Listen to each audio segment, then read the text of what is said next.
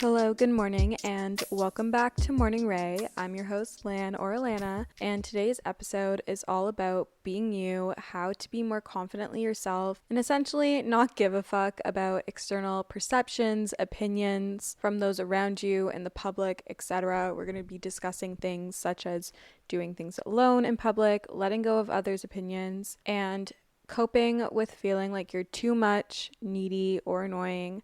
I've been through all of these, and I feel like I've confidently can say that I've worked through these and have overcome a lot of them. Obviously, I still have tendencies to fall back into old thought patterns and mindsets from time to time. I'm only human, but I feel like I've kind of mastered the art of not giving a fuck and just being authentically myself and confidently myself, because I'm a big believer that being you is hot, and I want to empower you to do the same with that. But before we get into today's episode, I want to discuss and thank all of you guys who showed up to my Hot Girl Sweat event at Jaybird in Toronto. It was truly such an amazing and special day, and getting to sweat with each and every one of you and meet you and talk to you in person was so meaningful to me, and I'm so appreciative of all your support and love and helping me raise money for the Canadian Mental Health Association and coming to a place that truly is one of my safe spaces in Toronto, and it's just one of my safe havens. And thank you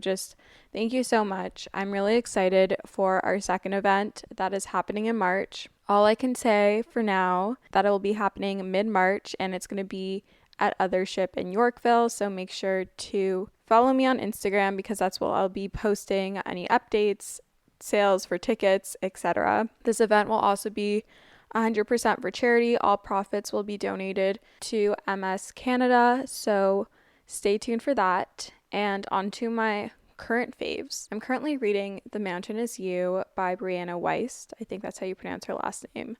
And I absolutely am loving it, and I can't wait to share what I have learned from this book with you. I feel like I might have to read it twice through to really just grasp and absorb everything, but I really have been loving diving back into more educational content lately. I realized I was struggling to come up with topics and have good conversations with you guys here on the podcast because I had forgotten to continue learning myself.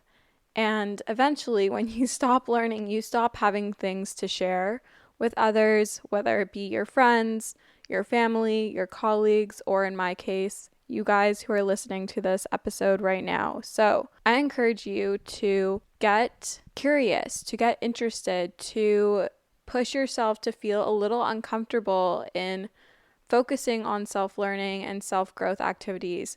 Listen to new podcasts, pick up new books, find educational content creators. I've really been loving watching a lot of content from people who are experts in their topic. Really been loving the Mel Robbins podcast. Really love listening to interviews on the Skinny Confidential podcast again. Also love always learning from Peyton Sardin. I feel like she's an older, slightly wiser version of myself, which is always amazing. And then self-help books like The Mountain Is You by Brianna Wiest and many others. I have a few others that I have read on my good books, which is always linked in the show notes. So definitely go check that out if you are looking for a new read, a new self-help book.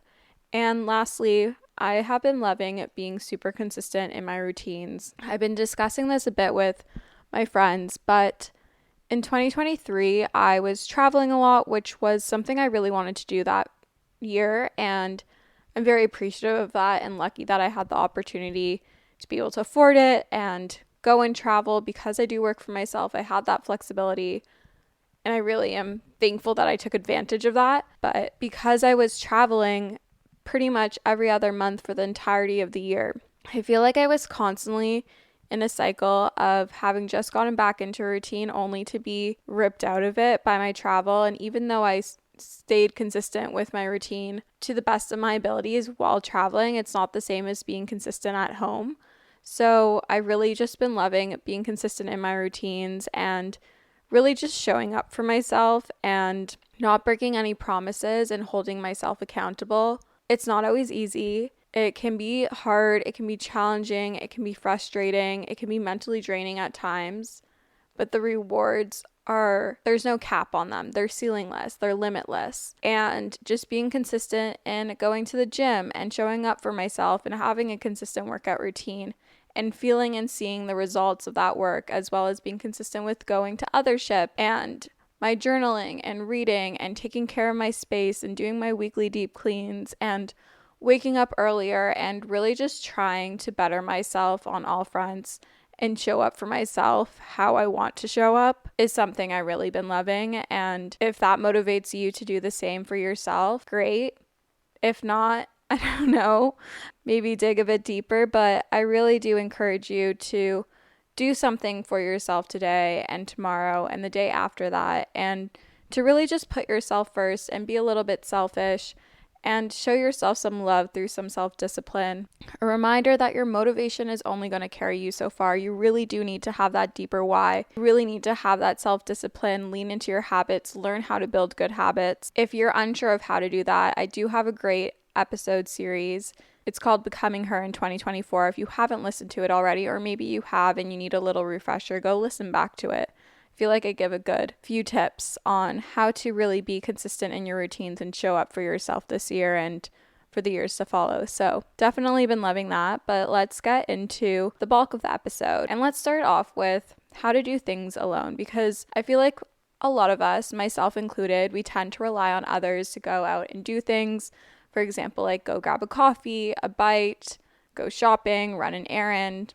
These are things that can be social, but I think it's also important to learn how to do these things by ourselves and do them confidently. How I got myself to start doing these things, because I am an anxious girly and I am prone to overthink or overanalyze a lot of things. And I remember when I was younger and we could get signed up for lunch by our parents by having a note, and we would go to, I think it was like Lick's Burgers down the street or something. And I would get so anxious about going up to the counter and ordering my food. Just like so anxious, so in my head. I got so stressed out about the social interaction, how it was going to go, as where it is going to embarrass myself and whatnot. Now here I am. Obviously, I was like in middle school at the time. But honestly, this even like went into high school. Like I still struggled with that in high school to a certain degree. Or like ordering at a restaurant. I was always so in my head about like when the waitress asked, what do you want to order? Or like, how about you? That I would just like fuck up and not be able to speak. And I know I'm not alone in this, but I got over it by just constantly encouraging myself to do it and to just be confident. And I remember Sarah's Day always said on her YouTube channel, and it just really stuck with me. And I hope this maybe sticks with you, but act confident and no one will question you. I've shared this before, but it's so simple, yet we overlook it a lot of the time. And the reality is if you act confident, no one will question you. No one is really paying that much attention to you either. We're all too consumed with ourselves. So just think about it that way. Reframe it to yourself as well. If you frame the situation or doing something alone as weird or awkward or like loser-like, then you're gonna think it's weird and you're gonna feel weird about it. But if you reframe that situation, if you reframe the act of going to a bookstore or a cafe or sitting at a restaurant by yourself as something that is totally normal and something that is totally cool and not absurd, then you will feel that way. You will feel that it's a total normal activity, and you will view it the same way as if you were to go and do that with a friend or a few friends or someone else. I like to call this exposure therapy. The more times you do something, the easier it will come, because you will constantly be showing yourself that the outcome isn't this scary thing that you think it's going to be. It's not this bad thing. It's actually good and you're going to feel good. Start small. Grab a coffee to go alone. Just go order the coffee by yourself, pick up a coffee and leave. And maybe next time you're going to grab a coffee, you're going to bring a book with you, and you're going to stay at the cafe and you're going to read alone. And maybe the next time you're going to go to a food spot and you're going to order a meal to have and enjoy alone. And maybe that's just like a food spot where you go up to the counter and then sit down. And then maybe after that, you're going to upgrade to going to a sit down restaurant where they seat you at a table and the waiter comes over and you can order your food that way, and it's a bit more formal. Just start small. Show yourself that you can do this, because you can. As someone who used to think that they couldn't, I can confidently say that you can, and you're capable, and you are perfectly equipped to be able to do things on your own. And you will quickly learn how thrilling and confidence building it is to have the independence and the confidence to go out into the world and to do whatever the hell you want. Whether it's to grab a coffee or to ask someone for a favor or to connect people or to, I don't know, just like do anything. It really has this ripple effect into the rest of your life. And I really do think being independent is so important on a multitude of fronts. Letting go of others' opinions. This one is definitely hard.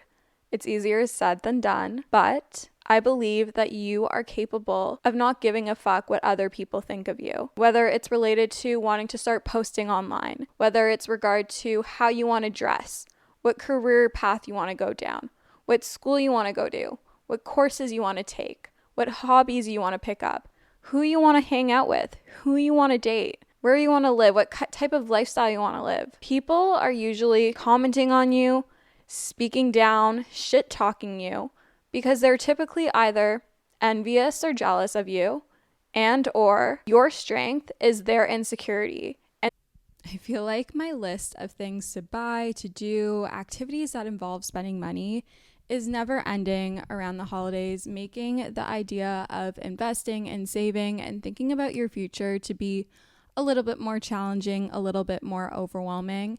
Acorns makes it easy to start automatically saving and investing for you, your kids, and your retirement, even during the holidays. You don't need to be an expert. Acorns will recommend a diversified portfolio that matches you. You don't need a ton of time. You can create your Acorns account and start automatically investing your money in just 5 minutes.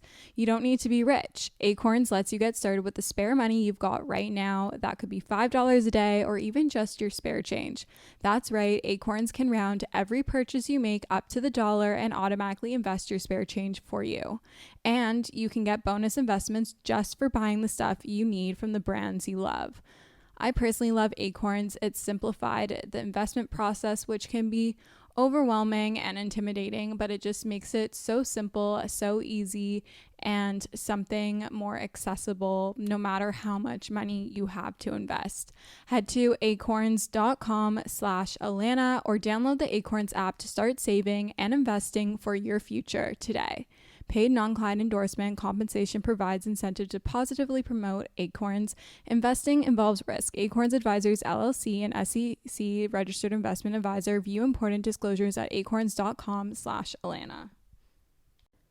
I'm super excited about today's sponsor. They've sponsored the podcast before, and this is a topic I'm super passionate about. I fear that us as girls struggle with PMS far more than we should, and we really shouldn't. I truly get the worst PMS symptoms. My boobs are sensitive, my face breaks out, my sugar controllings are out of whack. I feel like I'm just a bottomless pit. My mood is not the vibe, and Estro Control has been super helpful in helping manage those PMS symptoms and making that time of the month a lot more enjoyable. Estro Control is a formula developed by Happy Mammoth, a supplement company dedicated to making women's lives easier. Say no more. Estro Control contains science-backed herbal extracts that help support hormonal health, especially if you are someone like myself who struggles with PMS. It was created to help women feel like themselves all month long and to not struggle with the feelings PMS can cause. For a limited time, you can get 15% off your entire first order at happymammoth.com. Just use the code Alana at checkout. That's happymammoth.com and use the code Alana for 15% off today. And they're projecting it on you. They see that you have something that they want, that they're longing for, but don't have the balls to go out and do it themselves. So take it as a compliment. If people are shit talking you or talking about you or gossiping or saying stuff to you, take it as a compliment because they care enough about you to speak about you. You're doing something that has their mind thinking, oh, what the hell? They're doing that. Take it as a compliment. Reframe it in your mind. I know it's easier said than done. I know sometimes the things they're saying can be really mean and hurtful and offensive, but use that to light a fire under your fucking ass and go with it. Continue to pursue it. You think I didn't know that people were shit talking me when I started posting my life online in first year of university in my freshman year? 100%. I knew people were going to talk. Did I decide to let that stop me? No, because life is too short to live for others. You have to live for yourself. It is not their life to live, so why should you care about their opinions and letting them control you? I had this realization when I was in high school. There was this girl, and she would always just dress so cool. I feel like everyone else kind of dressed the same, kind of basic. We always all wore the same like Aritzia sweats, leggings, hoodies, you know the drill. Usually like leggings, woolly socks from Roots, Uggs, a hoodie or sweatshirt of some sort. Like we all wore the same shit. But this one girl, I admired her so much, and she just dressed so fashionably cool, so uniquely herself, so different from what the norm was in my school. And people just accepted that for her because it was just a her thing. And I had a realization that if you just decide that you want to be something, people will just accept it for what it is, and that will be your identity. It's not that deep. Like, you don't have to make it a thing. It's okay to be the black sheep. It's okay to be different. In fact, it's fucking awesome to be different. Why do you want to be the same carbon copy as everyone else around you? Why do you want to be the exact same? That's so boring. I don't know. I think it's cool to be different. I think it's cool to be unique, and who gives a fuck if people are going to talk negatively on you? Because you know what? The more successful you are, the more attention you gain. It's going to come with more criticism. That's just the way it goes. That's the nature of life. That's just what happens. But that just means people care about you. They care enough to talk about you. So reframe other people's opinions, other people shit talking you, other people gossiping you as them caring enough to talk about you. Use that to fuel your fire to continue doing whatever it is that you're doing, and just roll with it.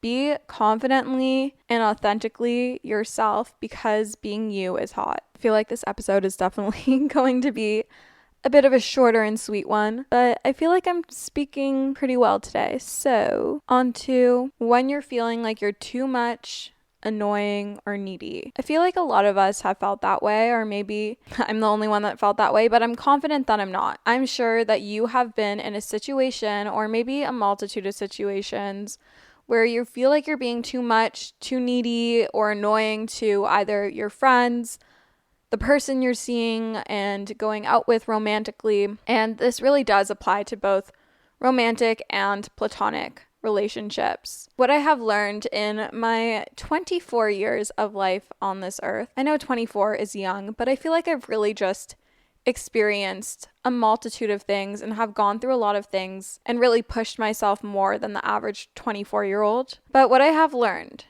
is you are never too much for the right person.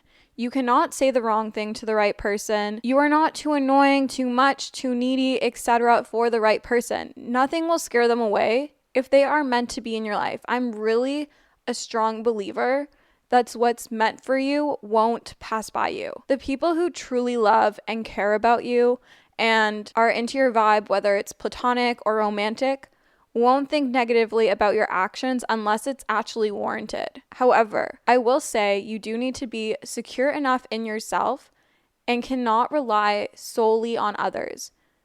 As an adult, there needs to be some sort of balance. You still need to have independence. It's okay to rely on other people for certain things, but it can't be 100% of the time. It kind of needs to be like 80% on you, 20% on them. If someone says, you are too much, you're too annoying, you're too clingy, blah, blah, blah, your needs and wants don't align with that person. Kind of the universe telling you that they're not meant to be in your life. They're not meant to have a relationship with you. We all have different thresholds for love, whether it's platonic or romantic, and both people need to receive and give in a way that's compatible. Otherwise, it's going to feel unbalanced. One person is going to feel like they're not receiving enough. The other person is going to feel like they're receiving too much, and you're just uncompatible. Not everyone is going to be compatible. However, I really do believe that if you have the right people around you, you will never feel like you are being too much. You will never feel like you're being annoying or needy or a burden to them. And trust me, I've felt that. I have felt that for so long. I felt that probably throughout all of middle school into high school and halfway into university. And unfortunately, I want to say like 80% of the people I was surrounding myself with, they were nice people, but we were just not on the same wavelength. They were not meant to be my best friend. They were not meant to be my boyfriend or the person I was seeing. We were not compatible. But the moment I decided to step back from those relationships that were no longer serving me and weren't serving me, and to find people that I was truly aligned with, mostly speaking in terms of friendships, and even I could say like in romantic relationships, I never felt like I was too much, too annoying, needy, or a burden with those right people. And those people are out there. If you feel like they're not out there, I guarantee you they are. You just need to give it a chance. It will happen. You will find your people. You need to be open-minded and also set your boundaries. Know what your values are and don't sacrifice them for anyone. We are not dealing with shitty relationships, romantic or platonic, in 2024. We are done with that. We are done with half-assed relationships. And you can have acquaintances. You can have people that you're friendly and on good terms with, and you'll see occasionally. But the people in your closest circle, in your inner circle, the 5 most people you surround yourself with all the time, the 5 people you spend the most amount of time with, you should never feel when you are with them that you are too much, too needy, annoying, or a burden. You should feel like you can be your authentic self confidently, comfortably. You should feel like your child, your inner child is coming out, like you can feel childlike. At the end of the day, your closest friendships should feel like family. Family is not just blood-bound. I'm a strong believer in this. You can create family and the feeling of family and support and love through your connections with other people.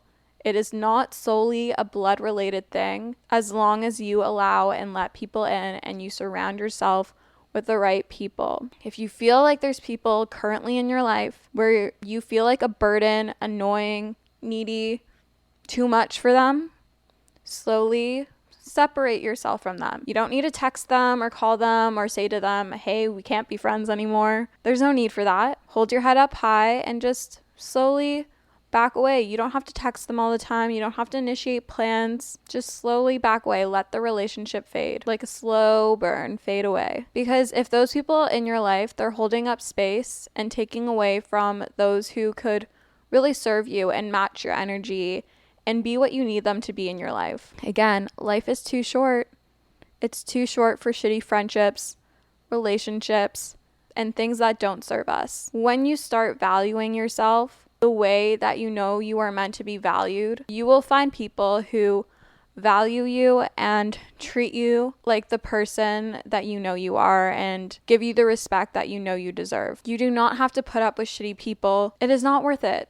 It really is not worth it, and it's only going to take energy away from yourself and drain you and make you feel exhausted and hurt your self-esteem and your self-confidence. And babe, that's really not worth it. I've been there. It's draining. It's exhausting. So the next time someone says, you're too much, what you're doing is too weird, why are you posting online like you're an influencer? Why do you want to do that job? Why do you want to see that person? Why are you going out with them? They're so weird. Blah, blah, blah. Ignore it. Who cares?